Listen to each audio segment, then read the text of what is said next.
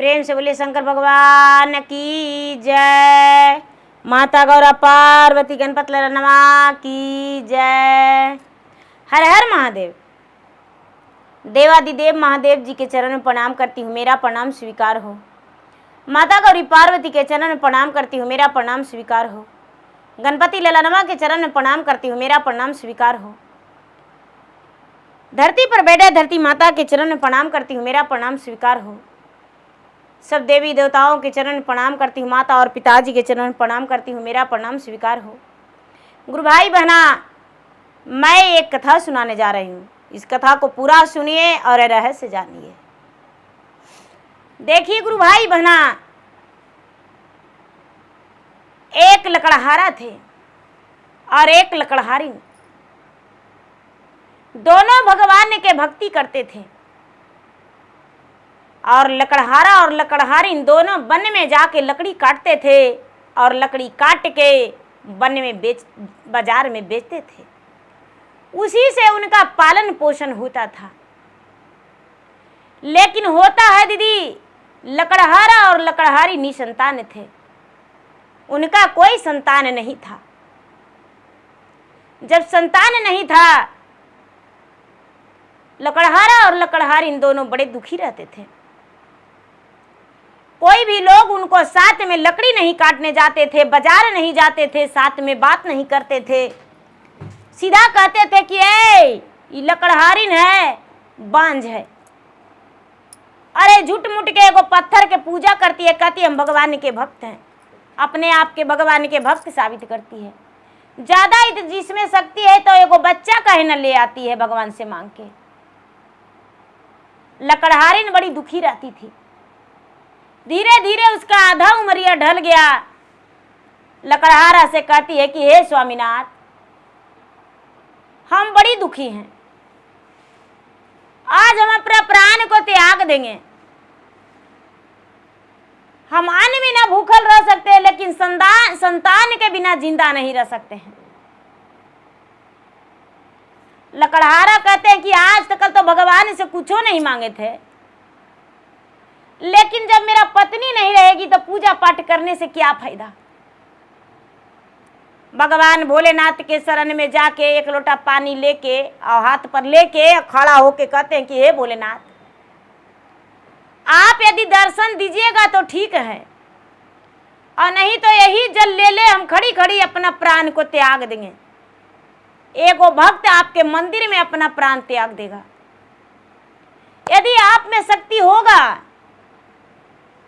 तो आप मेरा भक्ति स्वीकार करेंगे, और नहीं तो आप सच में पत्थर के मूर्ति होंगे तो आप मेरा स्वीकार नहीं करेंगे। एक दिन बीत गया दीदी लकड़हारा के, 2 दिन बीत गया दीदी, 3 दिन बीत गया। मंदिर में खड़ा, लोग जाके देख रहा है कि ढोंगी है, देखो देखो एक लोटा जल लेके खड़ा है, देखो देखो आंख मुन के खड़ी है। 7 दिन 7 रात बीत गया। ब्रह्मलोक में आसन डोल गया ब्रह्मा जी के, विष्णु लोक में विष्णु जी का आसन डोल गया, देवलोक में सब देवतन के आसन डोल गया। सब देवगण मिलके और भोलेनाथ के पास कैलाश पर्वत पे गए।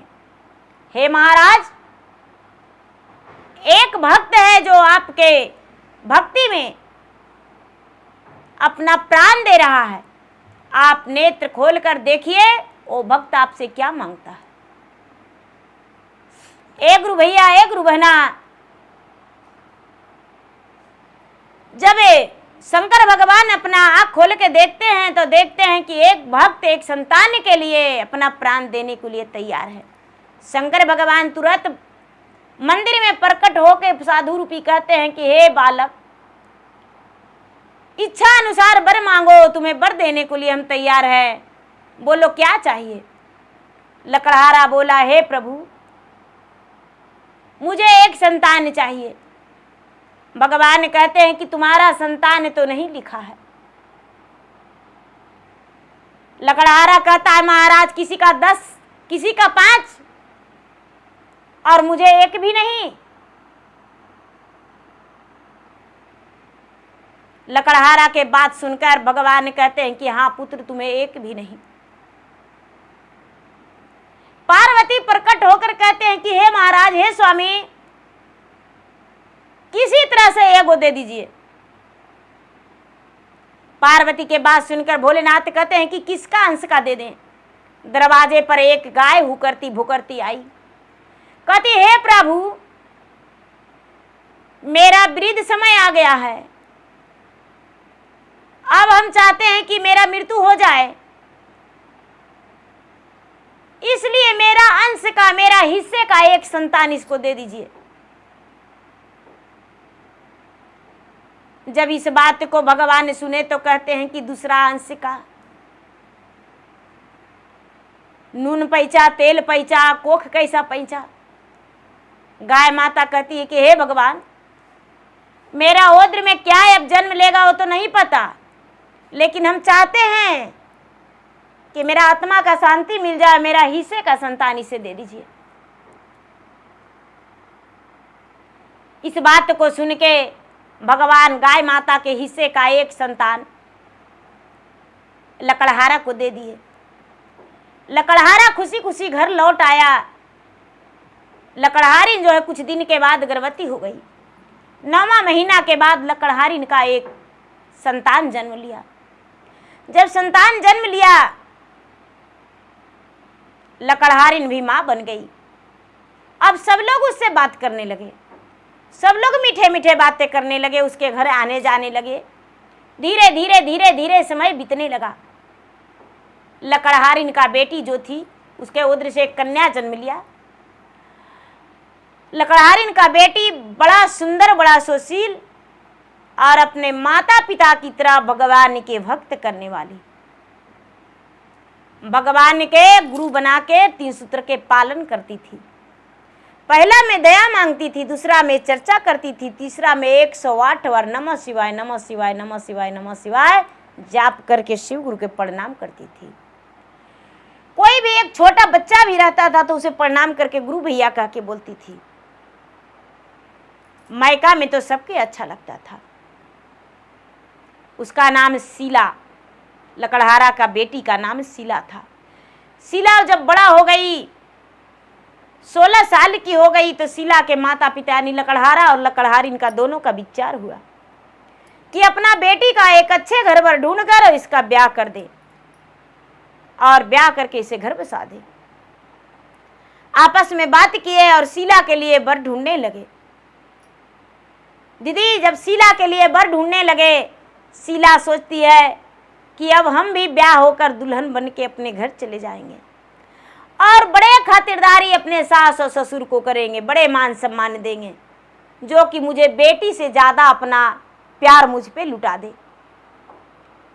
शीला की माँ लकड़हारिन अपने बेटी को समझाती है बड़ा प्यार से कि देखो बेटी, ससुराल में जाके शिकवा शिकायत मत करवाना, सबके साथ मिलजुल के रहना, अच्छे से रहना, सास ससुर को सेवा करना। शीला इस बात को मन में बैठा ली। शीला का ब्याह हो गया, दुल्हन बन के अपने ससुराल चल गई। जब ससुराल गई, ससुराल के लोग खूब आओ भगत किए। रात्रि बीता, सवेरा हुआ तो शीला स्नान करके, पहले झाड़ू लगा के घर में स्नान करके अपने सास के पास जाके कहती है कि माँ जी, क्या इस गांव में आजू बाजू में मंदिर है? सास बोली, ए बेटी, तुम नई नवेली हो, दुल्हन हो, तो अभी पूजा करने कैसे जाएगी? पूजा करने मत जाओ। स्नान करके हाथ जोड़ के भगवान के कहती कि ए भगवान जी, हम पूजा करने के लिए कहाँ जाएं? तुलसी पिंडा के बगल में बैठ के, अगना में तुलसी चौरा होता है दीदी, विष्णु भगवान के डेरी, हाथ जोड़ के कहती है भगवान भोलेनाथ, हम कहाँ पूजा करने जाए? आपका मंदिर तो हमें पता ही नहीं। ए दीदी पूजा करके हटी। शाम नहीं सवेरा, शाम बिता दीदी, सवेरा होते अगना में फट के शिवलिंग प्रकट हो गए। शिवलिंग जब प्रकट हो गए दीदी, तो सारा लोग कहने लगे उसके घर के कि अरे ये कुलछनी पुतो आई है, इसको आते ही घर में एगो मोटा पत्थर निकल गया जो सबके चोट लगेगा, सबके चोट लगेगा, एगो मोटा पत्थर निकला है से। सारा घर के लोग उससे विरोध करने लगे,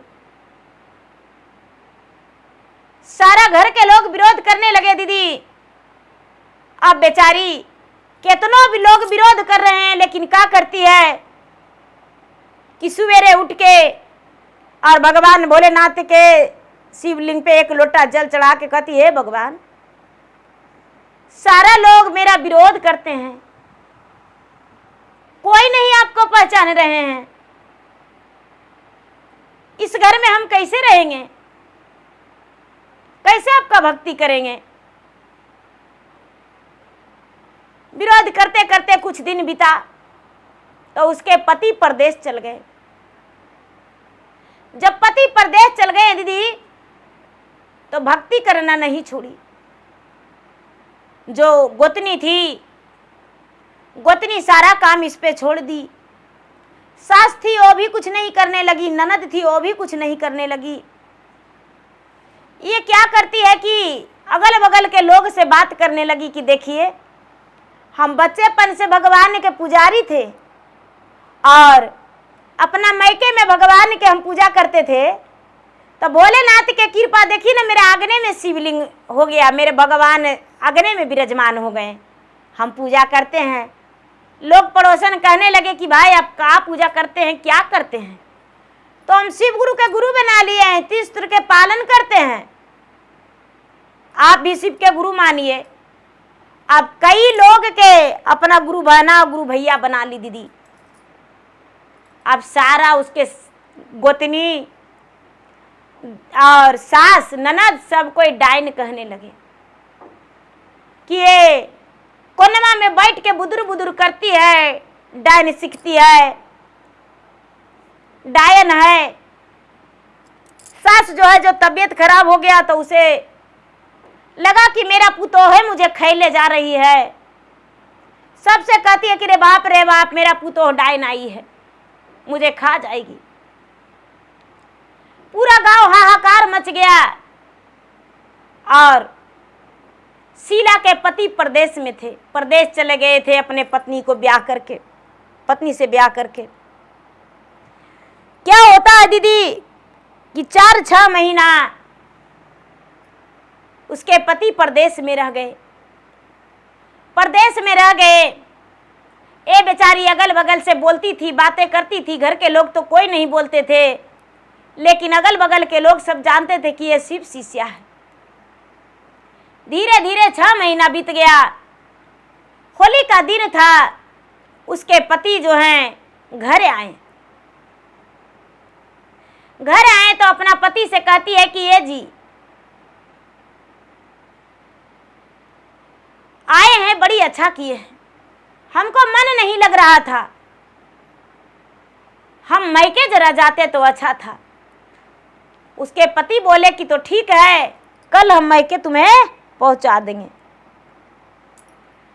कल मैके पहुंचा देंगे। सास देखी बातें करते अपना बेटा को, तो बेटा के अपने पास बुला के कहती है कि ये बेटा, वो डायनी से बात करता है, रे तुम्हारा पत्नी तो डायन है रे, खा जाएगी। अरे मेरा तबीयत खराब जो है वो तुम्हारा पत्नी का कर्मात है, तुम्हारा पत्नी मेरा कलेजा खा गई है आधा। बताइए दीदी, इतना बड़ा शरीर है, कोई कलेजा खा सकता है अंदर अंदर? भगवान के भक्ति करने में भी अंगुली उठता है दीदी। जो सच्चे का अच्छे काम करते हैं ना, सचमुच में उस पे अंगुली उठता है। जो शीला के पति थे वो माँ के बात लगा लिए और कहते हैं माँ तो क्या करें? अरे बेटा ऐसा करो कि जाके लकड़ी काट के जमा कर दो बाद में, और लकड़ी काट के जमा करके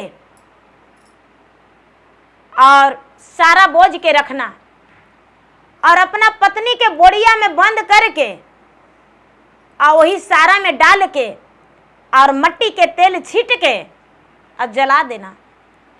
और नहीं तो आज घर से बदनाम हुआ है बेटा, सारा गांव से बदनाम हो जाएगा। किसी के घर भी ये मुंह मार देगी, किसी को बेटा बेटी के खा जाएगी डैनी।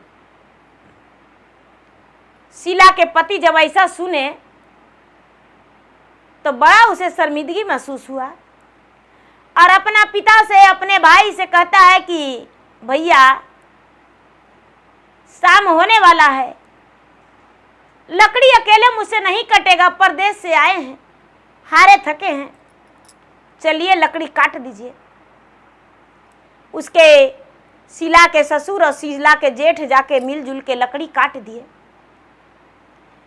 जब लकड़ी काट दिए तो शीला के पति क्या करते हैं कि बड़े प्रेम से लकड़ी के सारा बोझ दिए, सजा दिए और सजा के और घरे आ गए।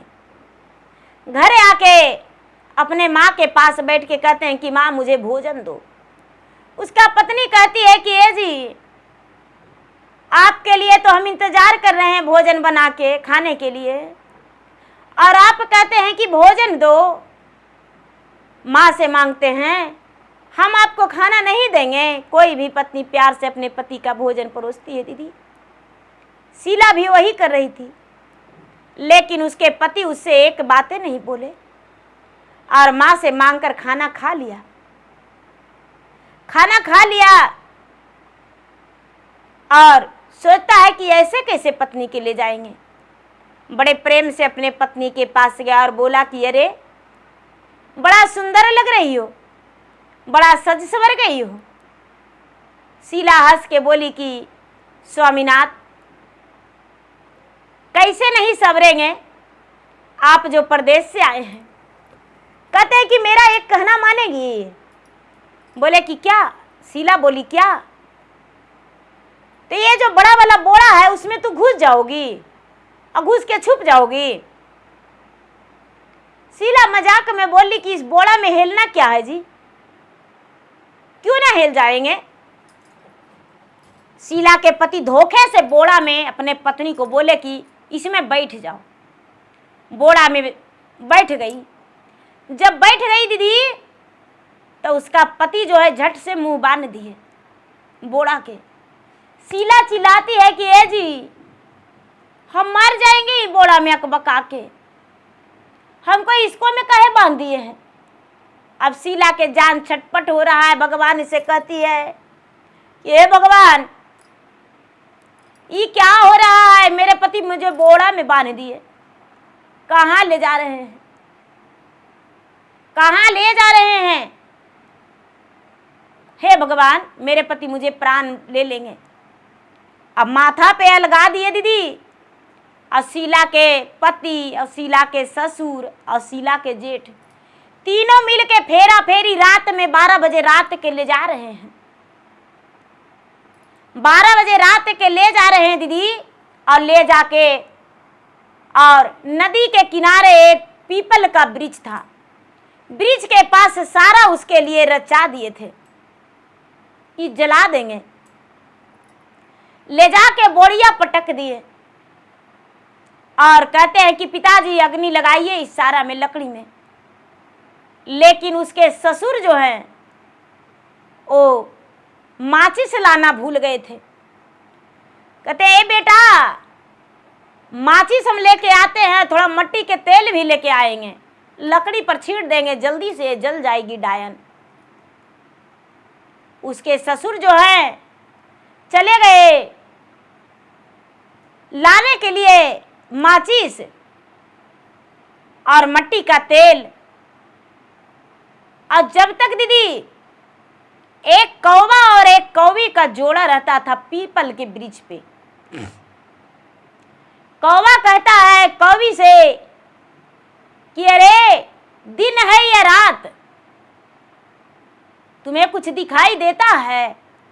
कौवी बोली आज ऐसा क्यों बोल रहे हैं, दिन है या रात? तो देख रहे हैं कि रात्रि आधी रात हो गया है। कौवा बोला अरे पागल, आज बहुत बड़ा अनहोनी होने वाला है। कौवी बोली क्या? तो तुम्हें दिखाई नहीं देता है? एक बेचारी शिव शिष्या भगवान के भक्त है और उसका सास और उसका ससुर और उसका जेठ जेठानी सब मिलके और उस पे अत्याचारी किया है। बेचारी भगवान के भक्ति करने में बदनाम हो गई है, पूजा पाठ करने में। बताओ, सास उसको झड़ुआ से मारती है, गोतनी जो है झोटा नेवा के बाल खींच के मारती है, और उसका पति परदेश से आया जो अपना पत्नी को सुख दुख नहीं पूछा। और देखो, निर्दोष व्यक्ति के ये जलाने आ गया है। यहाँ माचिस धराएगा इसको में और उसका घर जल जाएगा, भस्म हो जाएगा। उसका भाई भौजाई माँ बाप सब जल के भस्म हो जाएगा, क्योंकि वो तो भगवान के भक्त है। कौवी बोलती है कि ए जी, कैसू बेचारी निर्दोष के प्राण बचा लीजिए जी। हाय रे हाय, कैसे वो मर जाएगी? कौवा कहता है, अरे पागल, तो इसमें हम क्या करें? उसका पति ना पागल है, निर्दयी है, जो बिना सोचे समझे पत्नी को इतना बड़ा दंड दे रहा है। अरे डंडा से मार देता या उससे पूछता कि क्या तुम डायन हो? बताओ कि कोई आदमी के खाता है जो बेचारी आदमी के खाएगी? एक गुरु भाई, एक गुरु बहना, उसका पति सुन गए और बोड़िया में बंद शीला कहती है, रे कौवा, मीठी बातें मत सुनाओ, ये तो दंड भगवान दिया है। अरे कौवा, भगवान का हम भक्त हैं, प्राण बचाना उन्हीं का काम है। पहला में हम दया मांगते हैं, दूसरा में चर्चा बढ़ाते हैं, तीसरा में 108 बार नमः जप शिवाय के जाप हम लोगों से भी करवाते हैं, खुद का भी करते हैं। भगवान मेरे साथ हैं तो अग्नि भी बुझा जाएगा, ऊपर से बारिश बरस जाएगा। हे कौवा, मेरा चिंता मत करो, हम मरने वाले में से नहीं हैं। अरे मेरा पिता और माता भगवान भोलेनाथ हैं और माता पार्वती मेरी माँ है, उनका बेटी कैसे अग्नि में जल सकती है? उसके पति सारे बात सुन रहे हैं, कौवा का भी और अपने पत्नी का भी। उसके पति जो है बोड़िया खोल दिए, बोड़िया खोल के और कहते हैं कि रे ये कौवे क्या बोला, तुम सुन गई? बेचारी शीला कहती है कि स्वामीनाथ, कौवे का भाषा तो हम समझ ही गए, जो हम हैं वो कौवा कह दिया, लेकिन इतना देर क्यों कर रहे हैं?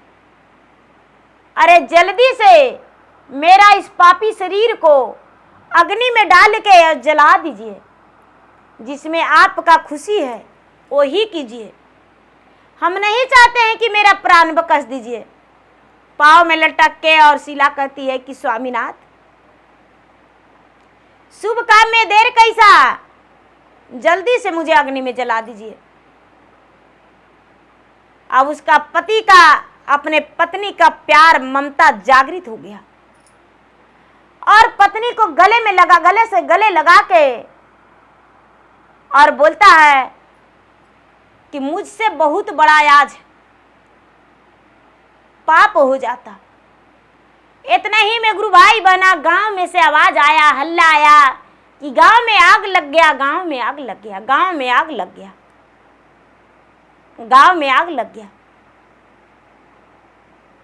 एक गुरु भाई बना, जब शीला के पति सुने तो हाथ जोड़ के और दोनों दौड़ने लगे।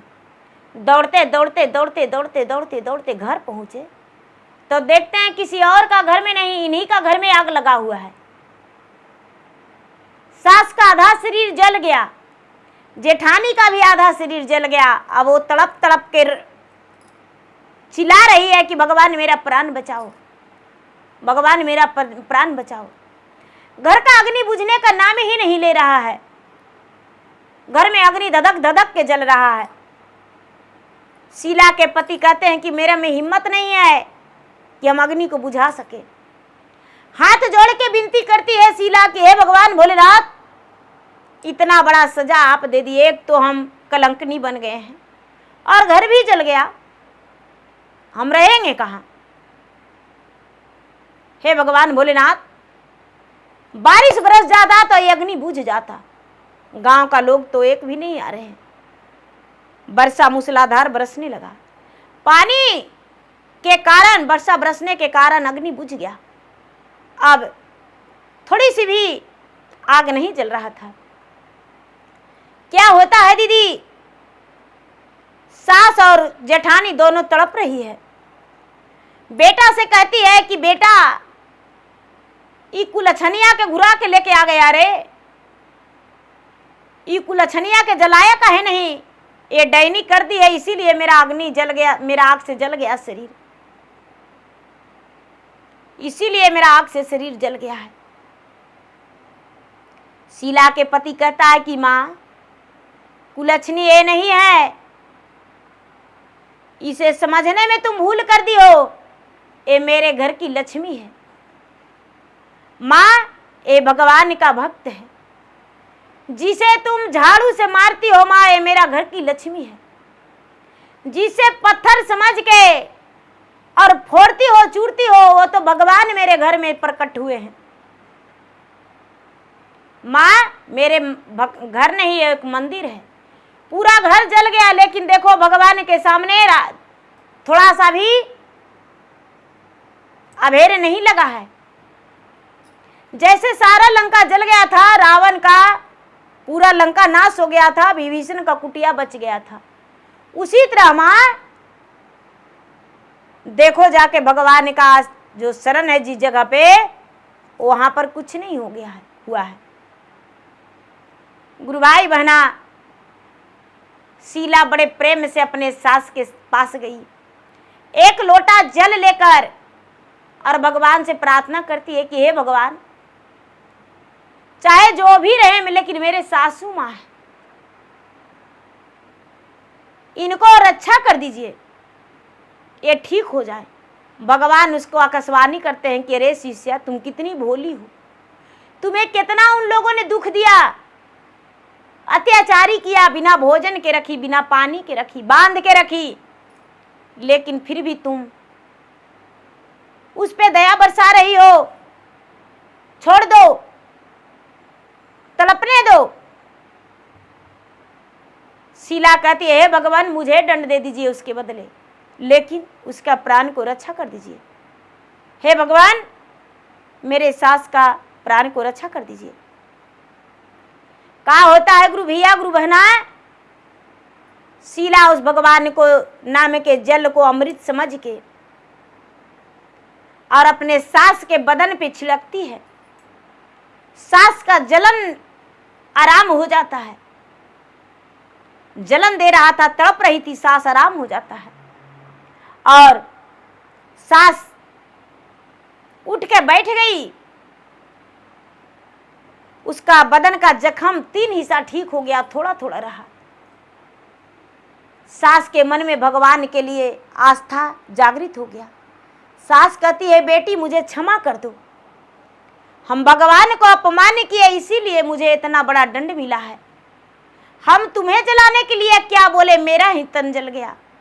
गोतनी है, वो कहती है कि बहू देवरानी, मुझे क्षमा कर दो, अब दोबारा गलती ऐसा हम नहीं करेंगे, मुझसे गलती हो गया, मैं पापिन था, जो भगवान को हम समझ नहीं पाए, तुम्हारे भक्ति को हम समझ नहीं पाए, सही और गलत का मुझे समझ नहीं था। हम भी भगवान के भक्त बने के 3 सूत्र के पालन करेंगे और भगवान का पूजा पाठ करेंगे। मुझे भी वो अमृत जल जो है मेरा तन पे छीट दो। बेचारी शीला सब कुछ सह के और हर दर्द को पानी की तरह उसे घोट के पी के और जाके गोतिनियों पर वही अमृत जल छीट दी। उसका भी शरीर का जलन ठीक हो गया, जख्म थोड़ा आराम मिल गया। अब सास और गोतनी दोनों कहती है कि अरे हमें भी भगवान के भक्ति करना सिखवा दो, बतला दो। शीला सबको बताई कि माँ जी, भगवान के भक्ति एक अंधा भी करता है, एक गूंगा भी करता है, एक बहरा भी करता है, एक लंगड़ा भी करता है, कोई भी करता है, किसी का रोक नहीं। भगवान के शरण में सबको जाना चाहिए, सबको पूजा करना चाहिए। और आप भी पूजा करिए।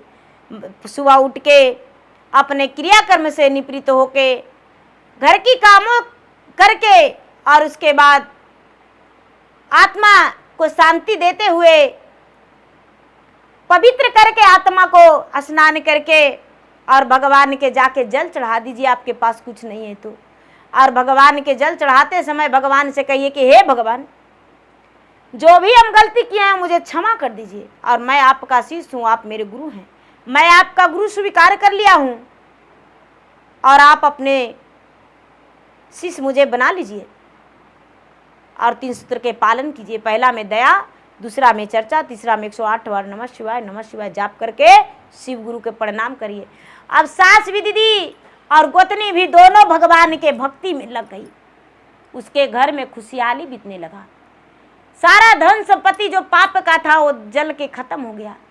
प्रेम का था वो प्रेम के 3 जो 2 गोतनी और 1 सास, 2 बेटा 1 पिता, 6 परिवार बड़े प्रेम से रहने लगे और मिलजुल के काम करने लगे और घर में बड़े अच्छे से रहने लगे।